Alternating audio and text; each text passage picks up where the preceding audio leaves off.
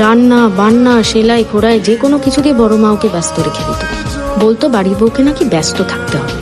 আরে সম্পর্ক রাখার জন্য তো বাড়ির বাইরে যেতে হবে, বলো গো।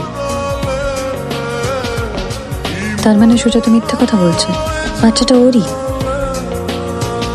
কিন্তু এরকম মিথ্যে কেউ কেন বলবে? এদের মনের ভেতরে ধূত্রর বীজ, মাথায় ধূত্রর পাতা। মনে যদি বিষ থাকতে পারে তাহলে গপ্পে বিষ খুঁজবে না। সন্দেহ করে করে ছোটদা ছোট বৌদিকে একেবারে শেষ করে দিল।